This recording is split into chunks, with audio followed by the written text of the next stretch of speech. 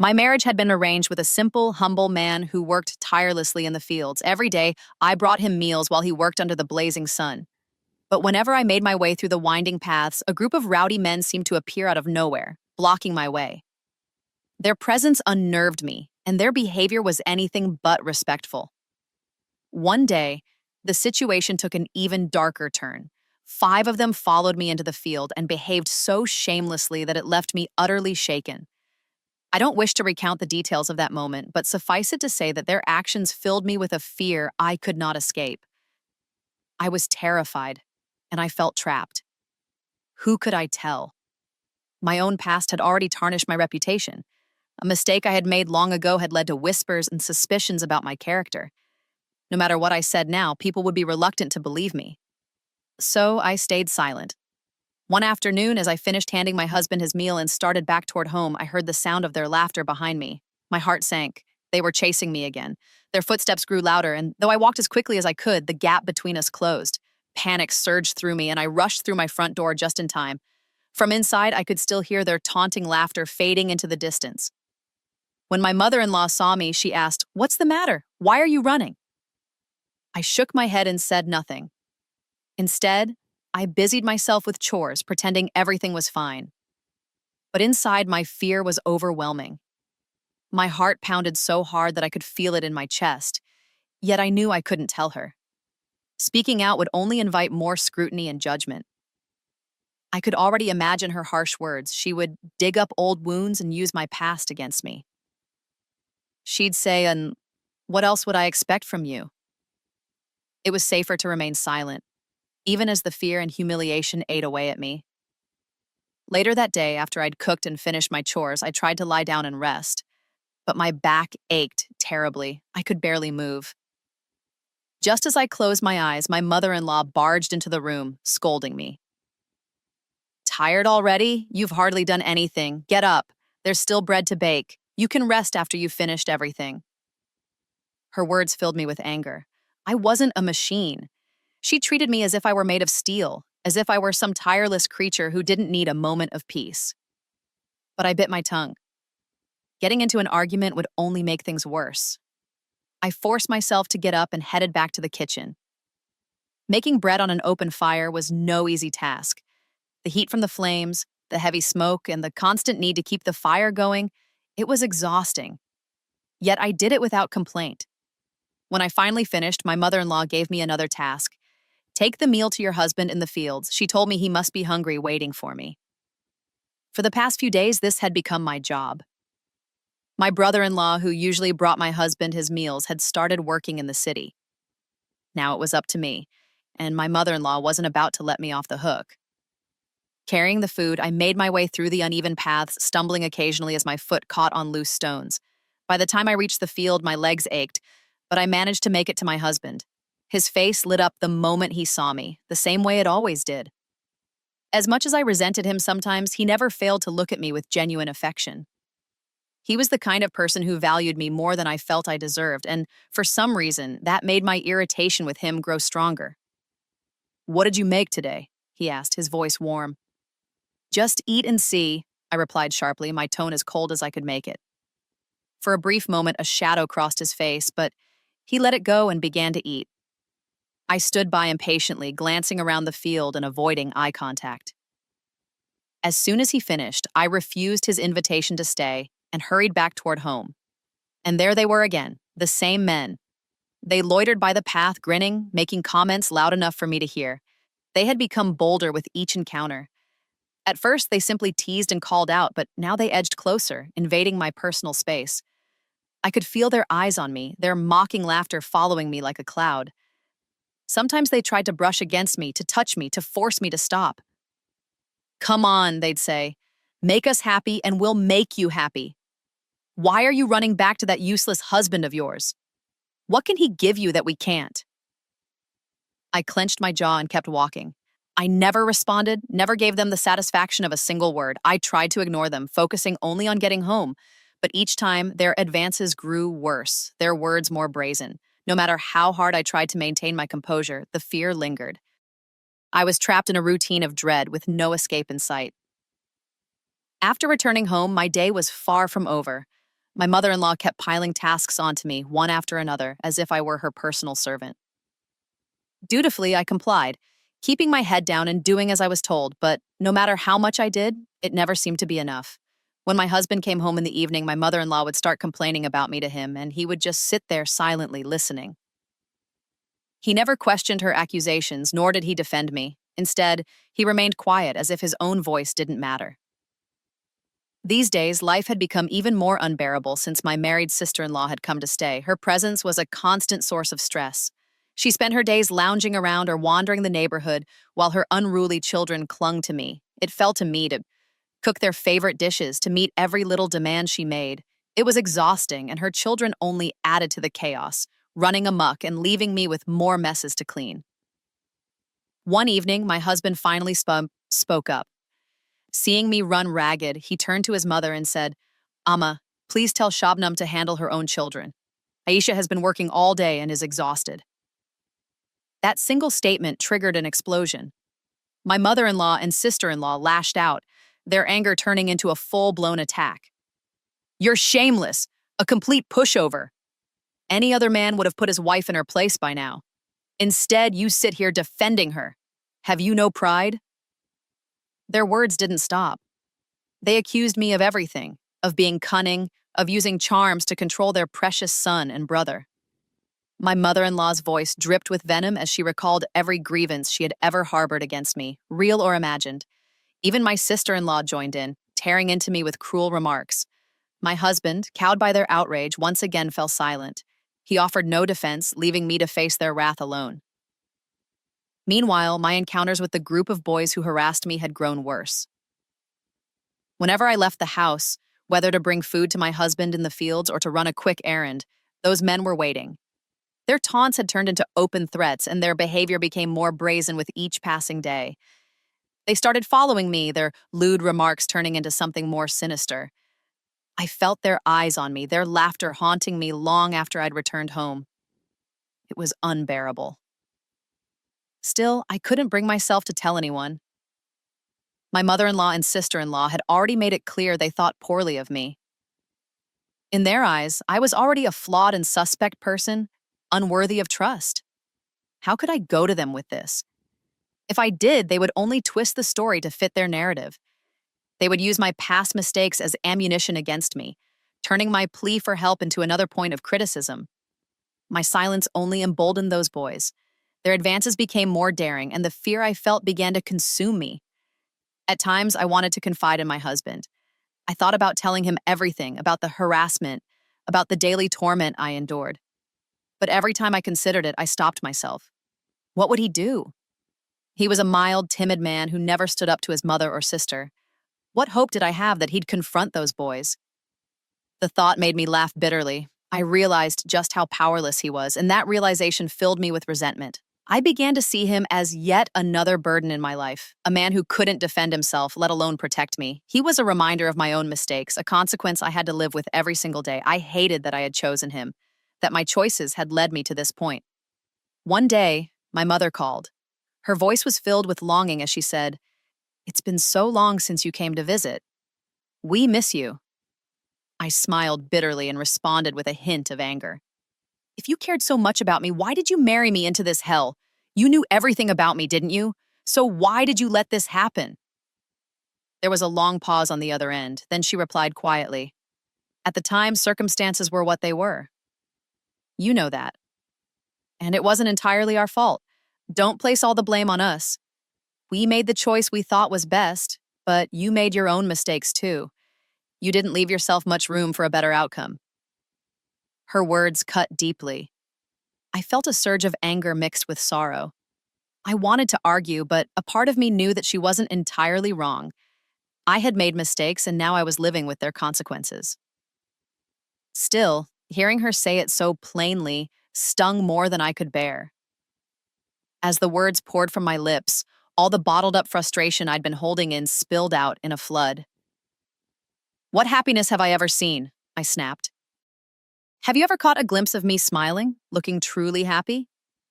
How can you tell me to forget the past when every single day is a reminder of how miserable my life has become?"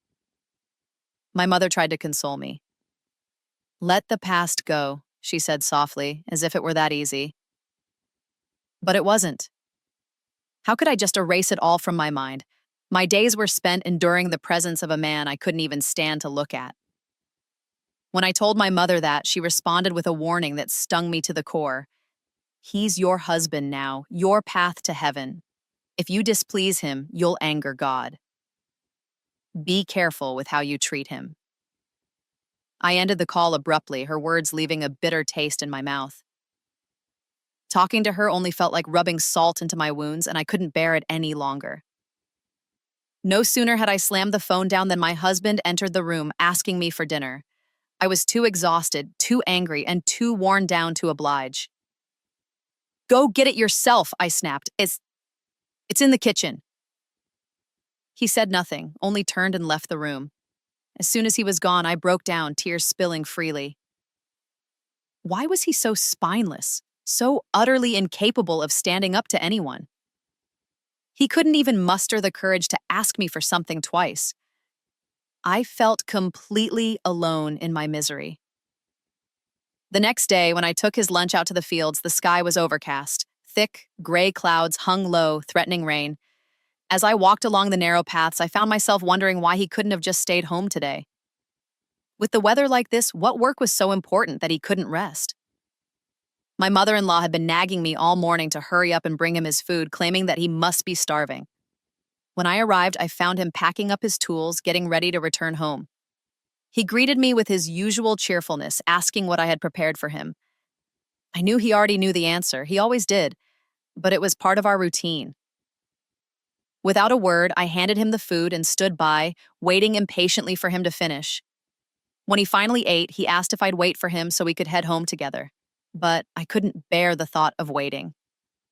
I have too much work to do at home, I told him. If I'm late, your mother will only give me grief. I turned on my heel and started back toward the house, walking as quickly as I could. But as I made my way down the path, I saw them again. The same 5 men who always seemed to appear when I was alone. This time, they weren't just standing idly by. Parked a few steps away was a car, and as I approached, they moved closer. My heart raced. I tried to flee, but they caught up to me. Their hands grabbed at me, their words a blur of taunts and threats. My fear turned into desperation, and I screamed as loud as I could. Struggling with all my strength, I bit down hard on the hand that held my arm, forcing him to let go. I turned to run, but then I felt another hand tugging at my scarf, pulling me back. My hair was yanked, the pain shooting through my scalp as I cried out. In my panic, I could hear one of them shouting for the others to run. "Her husband's coming," he said. But another voice, sharp, cruel, laughed. "Let him come," he sneered. "What's he gonna do? That coward couldn't raise his voice if his life depended on it. Get the car started, I'll bring her over." At that moment, as I struggled against their grasp, I caught sight of my husband in the distance. His face was a mixture of fury and determination. He was no longer the quiet, reserved man I had always known. For a split second, I thought he might misunderstand the situation. Would he believe I was somehow complicit? But there was no hesitation in his actions. He stormed toward us, his movements radiating a strength I had never seen before. What happened next changed everything I thought I knew about him, and about myself. I watched as the man I'd always thought of as timid, as too soft, transformed into someone I hardly recognized. The life I had resented so much, the man I had silently scorned, suddenly seemed different. In that moment, I realized how little I truly understood about the strength one could summon when it mattered most. That day, I prepared carefully, choosing an outfit I knew he liked and putting extra effort into my appearance. I told myself it was all for the college function, but in truth, it was just another excuse to see him. He was my friend's brother, and we had been secretly meeting like this for a while. No one suspected a thing. I thought I had perfected the art of deception, weaving my time at college around stolen moments with him. We both harbored feelings for each other, and I was certain of my future with him. I built castles in the air, imagining a life together. I was so caught up in these golden dreams that I didn't realize how close fate was to shattering them all. On this particular day, I once again lied to my family about where I was going. The excuse was always the same, a function at college. When I met him, my urgency was different, though. I kept pressing him to talk to his parents about marriage. Suitors were starting to come to my home, and my parents were beginning to take them seriously. I feared that if they made a decision and gave their word, it would be irreversible. In our family, a promise held tremendous weight. Once a commitment was made, there was no going back. I felt cornered, anxious to lock in my future with him before my family could commit me to someone else. He tried to calm my nerves, telling me not to worry. "Just stay a little longer," he said. "Tell them you had an extra class or a practical exam." He was so confident, so certain everything would work out. But my heart was pounding. Something didn't feel right. I insisted that I had to leave, that I couldn't stay any longer. His persistence kept me there a bit longer, but I couldn't shake the gnawing unease. When I finally left, it was much later than I'd planned. My delay weighed on me as I walked home, trying to think of what excuse I could offer. As I neared the house, I noticed an unusual number of cars parked outside. People were coming and going, their faces somber. My steps slowed as confusion and dread filled me. What had happened? Inside, the house was crowded with family members and neighbors, men and women I barely recognized. The air was heavy with whispers and muffled sobs. Then I saw my mother. Her face was tear-streaked, her eyes red and swollen from crying. I opened my mouth to ask what had happened, but before I could speak, her gaze landed on me. It wasn't the grief in her eyes that stopped me. It was the anger. Her look was so fierce, so filled with contempt that I froze. I couldn't understand why she was looking at me that way. As I moved further inside, I learned the devastating news. My grandmother had passed away. My heart shattered. My dear grandmother, who had cared for me, nurtured me, and shared countless stories of her youth, was gone. The loss was unbearable. My knees buckled and I fell to the ground, sobbing uncontrollably. I thought this was why my mother's eyes had been filled with so much pain. But even through my tears, I could feel her anger radiating toward me. Something else was wrong, though I couldn't yet grasp what it was. I knew this wasn't the time to ask, not in front of the many mourners who filled our home. So I stayed silent. As the funeral concluded and the visitors began to leave, the atmosphere at home changed. Only close relatives remained, and the tension in the air thickened. My father and brother returned from the burial, their faces grave. I sat on the steps of the veranda, staring blankly at the courtyard. This was where my grandmother used to sit, her hands gently massaging oil into my hair as she shared stories from her youth. Those memories felt like a lifetime ago. Lost in thought, I barely registered the shadow that fell over me. Suddenly, a sharp slap landed across my face, knocking me to the ground. Dazed, I looked up and saw my father standing over me, his expression a storm of fury. He didn't stop at one slap. He struck me again and again, his words a torrent of curses and accusations. I couldn't understand. What had I done to deserve this? Why was my father treating me this way in front of our relatives? His voice was full of pain and humiliation as he shouted, "Today I buried not just my mother, but also my honor." I was stunned. The weight of his words crushed me. My mind raced, trying to piece together what he meant. I felt like the ground had been pulled out from under me. My father's anger, my mother's earlier glare, the whispers I hadn't paid attention to, it all started to form a picture I didn't want to see. My secret meetings, my stolen moments of happiness, my belief that no one knew. How much had I underestimated the reach of the truth? The silence that had weighed heavily over me shattered as my father's loud sobs filled the room. Relatives tried to console him, urging him to calm down, but he couldn't stop crying. My mother wasn't faring much better. Her grief was visible in her tear-streaked face. All the while, my brother stood off to the side, saying nothing, but watching me with an expression that spoke volumes. I, however, was still trying to understand what had happened. In just a matter of hours, my life had been upended. Only a short time earlier, I had been in a completely different world. I had been with him, making plans for a bright future together. The sense of happiness and possibility I had felt then now seemed like a distant memory. I had been soaring, filled with the bliss of daydreams about the life we could build together. But now, all of that had come crashing down. I was brought back to reality, forced to face a truth that had been creeping up on me without my notice. A relative led me to my room, urging me to rest. I sat there in a daze, the events of the day swirling in my mind. I had no idea who was coming or going. I was barely aware of the world around me. It was my younger sister who finally explained what had happened. Apparently, earlier that morning, while I was supposedly at college, my grandmother had fallen gravely ill. The family had rushed her to the hospital, but she passed away on the way. They had brought her body back home, and the house had been filled with grieving relatives ever since. My mother had sent my brother to fetch me from college, only for him to discover that I wasn't there. He hadn't said anything at first, perhaps out of anger or confusion, but my absence weighed heavily on him. My mother, meanwhile, was frantic, repeating over and over that someone needed to bring me home. When one of my cousins was sent to find me, he returned and, standing in the courtyard, announced to everyone present that I had never even gone to college that day. That revelation hit like a thunderclap. The room turned silent, and all eyes turned toward my father. He had already been in pain from losing his mother, but now he had to confront this added betrayal. My family's patience snapped, and their anguish turned to anger.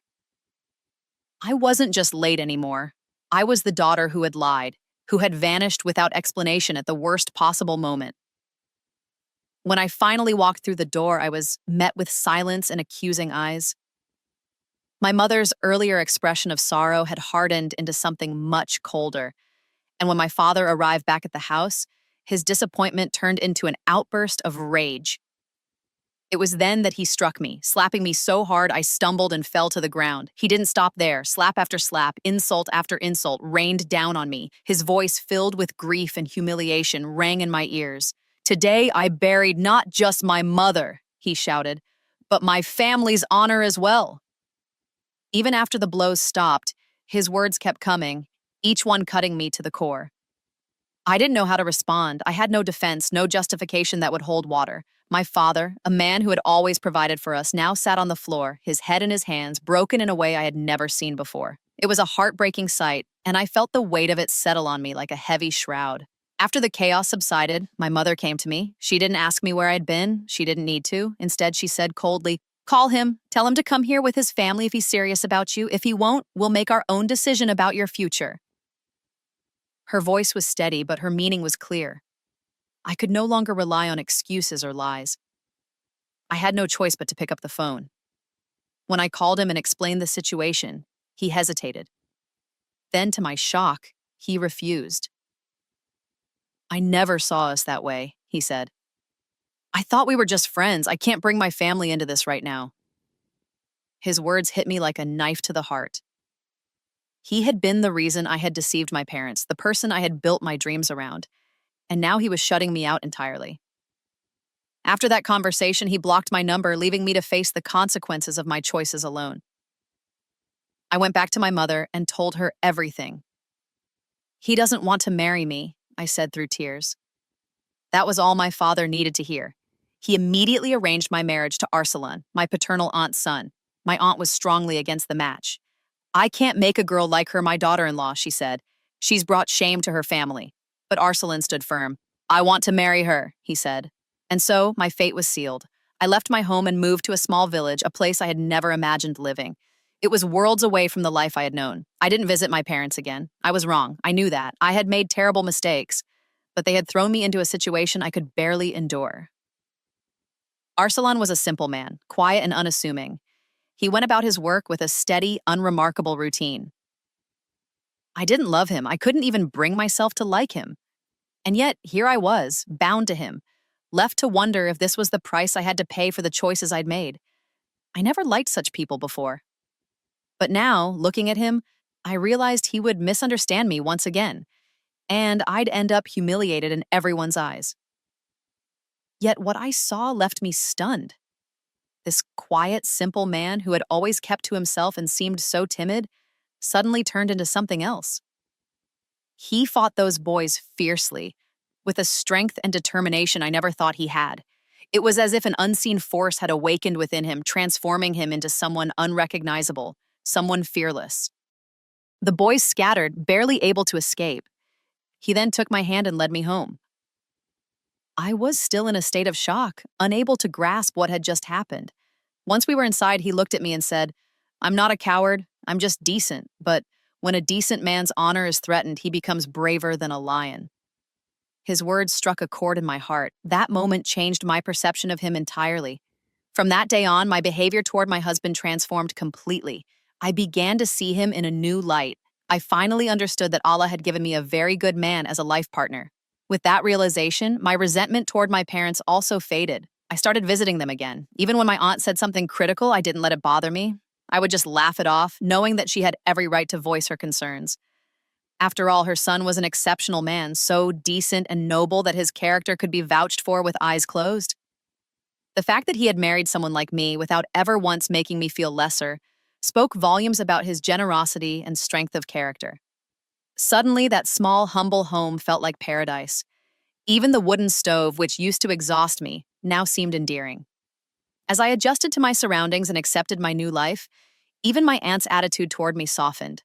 By changing myself, I had not only found peace in my marriage, but also mended the relationships around me.